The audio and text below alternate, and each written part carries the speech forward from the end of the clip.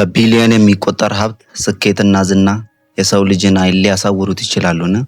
አርተር የከተማው ቁንጮና የንግድ ንጉስ ቢሆንም በገዛ ቤቱ ውስጥ ግን የጥርጣሬ ሰለባ ሆኗል።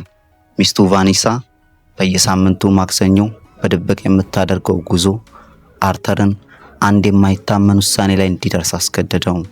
ማንነቱን ለውጦ አሮጌ ቢጫ ታክሲ ይዞ ራሱን ደብቆ ከሚስቱ ጀርባ የተከተለው አርተር መጨረሻ ያገኘው እውነት ትዳሩን ይታደገው ይሆን ወይስ ለዘላለም ያፈርሰዋል?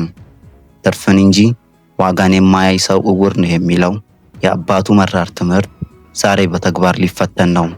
ይህ ተራ የታክሲ ጉዞ ሳይሆን የጠፋን ማንነት ፍለጋ የሚደረግ የህይወት ጉዞ ነው።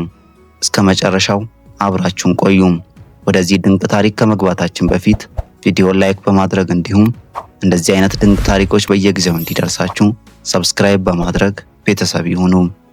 በከተማዋ ምርት በሚገኘውና ሰማይ ጠቀስ ግዙፍ ህንፃ ላይ ሆኖ ወደ ታች የሚመለከተው አርተር በምድር ላይ ያለውን ሀብት ሁሉ በእጁ የጨበጠ ይመስላል። የሎጂስቲክ ኩባንያዎቹ ዓለምን ያቋርጣሉ። ስሙ በቢዝነስ መጽሔቶች የፊት ገጽ ላይ ይነገራል። ባንክ ውስጥ ያለው ገንዘብም ለሶስት ትውልድ የሚበቃ ነው። ነገር ግን በዚያ ሁሉ የቅንጦት ህይወትና በለመለመው የአትክልት ስፍራ በተከበበው ግዙፍ መኖሪያ ቤት ውስጥ አርተር አንድ የማይታይ የጥርጣሬ ደመና ሲያንዣብብበት ይታወቀዋል።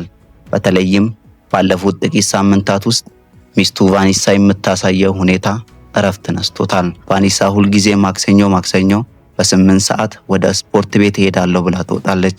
ነገር ግን አርተር በድብቅ ደውሎ ሲያጣራ በዚያ ስፖርት ቤት ውስጥ ፈጽሞ ስሟ እንደማይነሳ ይረዳል።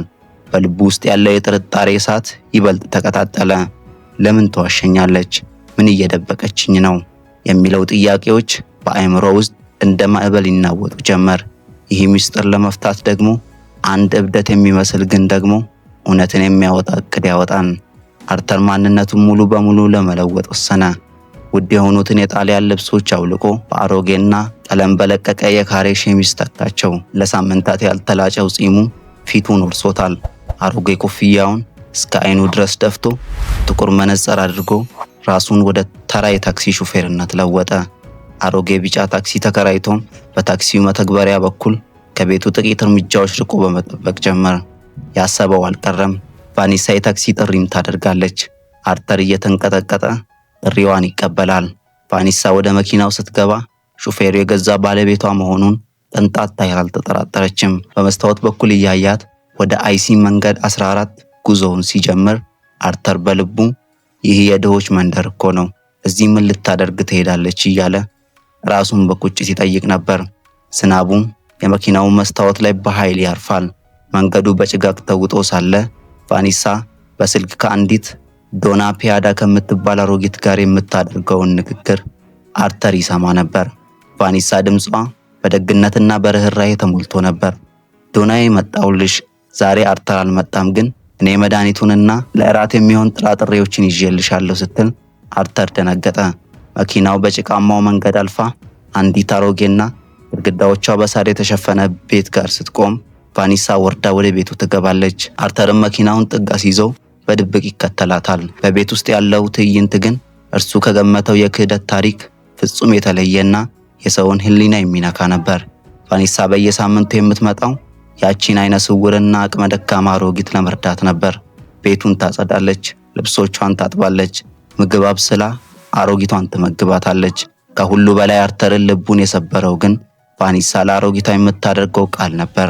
አሮጊቷ አርተር ግን ለምን አይመጣም ብላ አስጠይቃለች። ቫኒሳም እንዲህ ስትል መለሰች፣ አርተር በጣም ደግና ታታሪ ሰው ነው፣ ነገር ግን በስራና በገንዘብ ማሳደድ ውስጥ ሆኖ እውነተኛውን የህይወት ደስታ ረስቷል። እኔ ግን በእሱ ስም ይህን መልካም ስራ እሰራለሁ። አንድ ቀን ያ የቀድሞው ደግ አርተር ተመልሶ እንደሚመጣ አምናለሁ። እኔ የማደርገው ነገር ሁሉ እሱን ይወክላል። አርተር ከመጋረጃው ጀርባ ሆኖ ይህን ሲሰማ በቢሊዮን የሚቆጠር ሀብት ሊገዛው የማይችል ትልቅ የህይወት ትምህርት አገኘ። ሚስቱ እርሱ በገንዘብ ስካር ውስጥ ሆኖ የረሳውን ሰብአዊነትና የአባቱን አደራ በእሱ ስም ስትወጣለት መኖሯን ይረዳል። ወደ ቤት በሚመለሱበት መንገድ ላይ በመኪና ውስጥ ረጅም ዝምታ ሰፈነ። አርተር ድምፁን ለውጦ ቫኒሳን እመቤት ይህን ሁሉ ስራ ለምን ለባልሽ አትነግሪውም ብሎ ይጠይቃታል። ለምንስ በድብቅ ታደርጊያለሽ ይላታል። ቫኒሳም በመስኮት በኩል ወደ ውጪ እያየች በረጅሙ ተነፈሰችና ባለቤቴ አርተር ትልቅ ግብ ያለው ሰው ነው፣ ነገር ግን ትርፉን በማሳደድ ውስጥ ሆኖ የህይወትን ዋጋ ጥሎታል።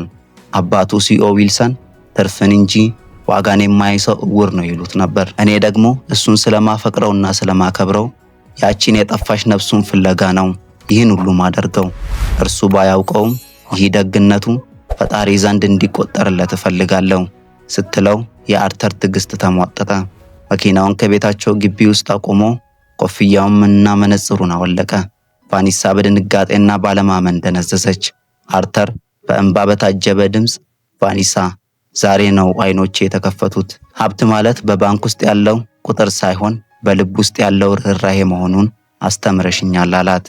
ከዚያም ቀን ጀምሮ አርተርና ቫኒሳ በጋራ ሆነው የተቸገሩትን መርዳት ጀመሩ። ያቺ ቢጫ ታክሲም በጥርጣሬ የተጀመረውን ጉዞ ወደ ታላቅ የፍቅርና የደግነት ኑዛዜ ቀየረችው። አርተርም ከስኬት ማማ ላይ ሆኖ ሳይሆን ዝቅ ብሎ ሌሎችን በመርዳት ውስጥ የሚገኘውን እውነተኛ ሰላም አገኘ። ይህ ታሪክ እስከ ዛሬ ድረስ በከተማዋ እንደ ትልቅ የህይወት ትምህርት ይነገራል።